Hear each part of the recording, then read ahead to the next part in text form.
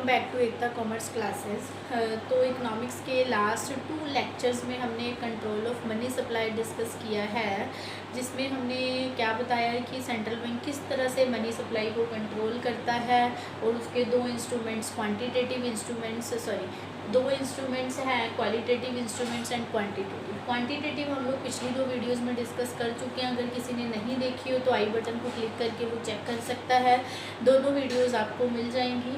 तो अब qualitative instruments जो हमने फर्स्ट वीडियो में बताया था कि क्वालिटेटिव इंस्ट्रूमेंट्स ऐसे इंस्ट्रूमेंट्स होते हैं मनी सप्लाई को कंट्रोल करने के, जो कि अगर इकॉनमी के अंदर सेंट्रल बैंक ने किसी पर्टिकुलर सेक्टर में, किसी एक में या एक से ज़्यादा सेक्टर में, मतलब पूरी इकॉनमी में नहीं, जबकि कुछ सेक्टर्स में मनी सप्लाई को कंट्रोल करना हो, तो उस सिचुएशन में क्वालिटेटिव इंस्ट्रूमेंट्स यूज़ किए जाते हैं सेंट्रल बैंक के द्वारा। तो ये जो क्वालिटेटिव इंस्ट्रूमेंट्स है ये 3 है। किस लिए था ये qualitative instruments? To control money supply in some sectors, कुछ सेक्टर्स में या किसी एक पर्टिकुलर सेक्टर में, और पर्टिकुलर सेक्टर किसी एक सेक्टर में अगर मनी सप्लाई को कंट्रोल करना है तो उस सिचुएशन में क्वालिटेटिव इंस्ट्रूमेंट्स यूज़ किए जाते हैं। किसके द्वारा? सेंट्रल बैंक के द्वारा। तो ये 3 है, margin requirement, rationing of credit and the model स्यूजन। तो फर्स्ट वन हम मार्जिन रिक्वायरमेंट डिस्कस करते हैं। मार्जिन रिक्वायरमेंट, मार्जिन मतलब कितना गैप है, किस चीज़ के मार्जिन की बात हो रही है यहाँ पे। देखो, जब हम लोग बैंक से लोन लेते हैं तो हमें कुछ सिक्योरिटी देनी पड़ती है।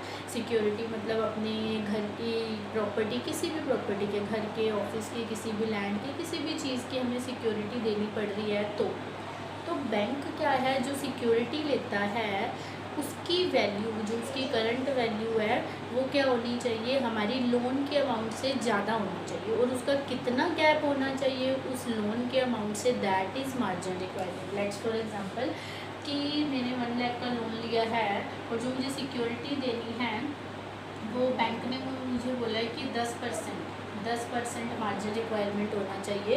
10% मतलब 1 लाख की अगर मेरी प्रॉपर्टी है तो इसका 10% 10,000 हो गया। तो इट मीन्स जो मेरी प्रॉपर्टी की वैल्यू है दैट शुड बी 1,10,000। तो ये मार्जिन रिक्वायरमेंट होता है, means the difference between current value of security, जो हम सिक्योरिटी दे रहे हैं for loan, and value of loan granted, जो वैल्यू ऑफ लोन बैंक हमें दे रहा है उसके बदले जो हमने सिक्योरिटी दी है, उन दोनों के बीच की वैल्यू का डिफरेंस। सिक्योरिटी की वैल्यू ज़्यादा होगी ना कि लोन की, क्योंकि क्या होता है, जो हमारी लैंड या प्रॉपर्टी जो भी है उसकी वैल्यू कम ज़्यादा होती रहती है, इसीलिए जो बैंक है वो मार्जिन रिक्वायरमेंट रखता है कुछ। अब ये मार्जिन रिक्वायरमेंट मनी सप्लाई को कैसे कंट्रोल करेगा, क्रेडिट क्रिएशन को। देखो, अगर इकोनॉमी में बैंक चाहता है सेंट्रल बैंक की मनी सप्लाई को कम करना है तो उस सिचुएशन में वो एमआर को बढ़ा देता है। मतलब अगर वो 10% था तो 20% हो जाएगा। तो मतलब जहाँ पे मुझे मार्जिन रिक्वायरमेंट कम से कम 10,000 रखना पड़ रहा था वो 20,000 हो गया। मतलब मुझे ऐसी प्रॉपर्टी सिक्योरिटी पे देनी पड़ेगी जिसकी वैल्यू 1,20। तो इससे क्या होगा, बहुत सारे लोग हो सकता है डीमोटिवेट हो जाएं कि हमें एक्चुअल वैल्यू से बहुत ज़्यादा पे देना पड़ रहा है, या फिर उनके पास इतनी वैल्यू की प्रॉपर्टी ही ना हो। ये तो बहुत छोटा अमाउंट है, पर वैसे अगर हम लार्ज अमाउंट के लोन लेते हैं तो उसमें काफ़ी ज़्यादा अफेक्ट पड़ जाता है।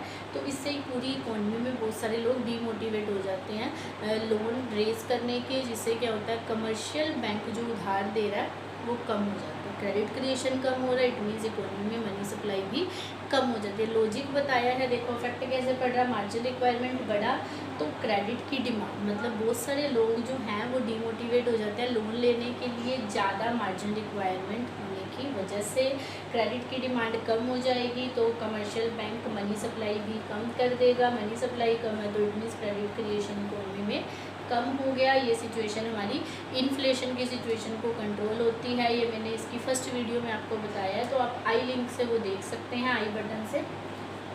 सिमिलरली अगर इसकी अपोजिट सिचुएशन है, मनी सप्लाई को इंक्रीज़ करना है, तो उस सिचुएशन में मार्जिन रिक्वायरमेंट वो कम कर देगा। लाइक 10 था, 10 से 5% कर दिया, तो 1 लाख का 5,000 का मार्जिन रिक्वायरमेंट होना चाहिए। तो इससे क्या होगा, क्रेडिट की डिमांड कम होने की बजाय क्या हो जाएगी, बढ़ जाएगी, जिससे इकोनॉमी में मनी सप्लाई बढ़ेगा। मनी सप्लाई बढ़ेगा तो ये कौन सी सिचुएशन हमारी करेक्ट हो जाएगी, डिफ्लेशन।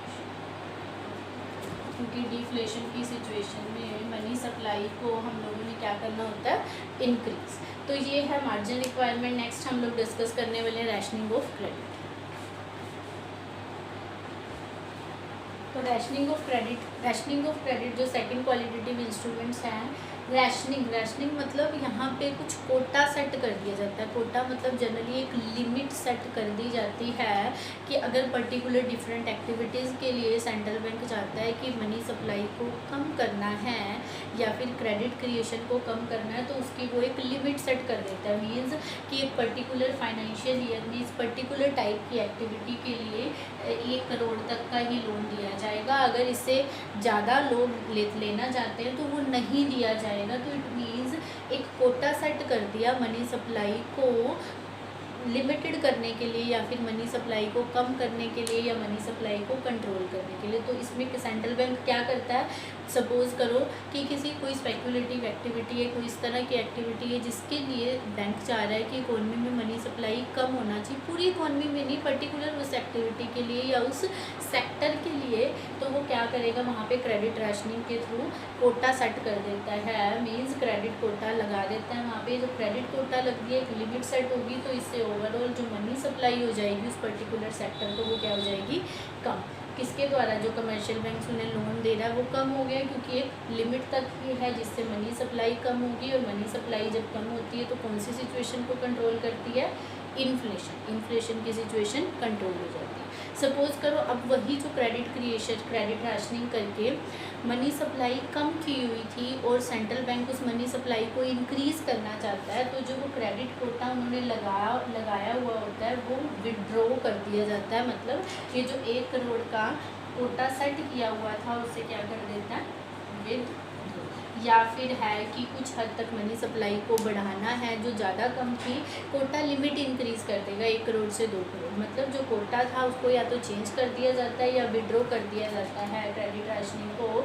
इससे क्या होगा, मनी सप्लाई जो है दैट इज़ इंक्रीज। मतलब जो कमर्शियल बैंक्स क्रेडिट क्रिएशन कर रहे हैं दैट विल बी इंक्रीज, वो इंक्रीज़ होगा तो मनी सप्लाई भी इंक्रीज़ हो जाएगी। मनी सप्लाई इंक्रीज़ होगी तो ये कौन सी सिचुएशन को करेक्ट करता है, डिफ्लेशन के। तो दैट इज़ वेरी सिंपल कि रैशनिंग के अंदर एक कोटा सेट कर दिया जाता है मनी सप्लाई को कंट्रोल करने के लिए या फिर मनी सप्लाई को कम करने के लिए, इन्फ्लेशन डिफ्लेशन की सिचुएशन को करेक्ट करने के लिए क्रेडिट कोटा सेट कर दिए जाते हैं पर्टिकुलर डिफरेंट एक्टिविटीज़ के लिए।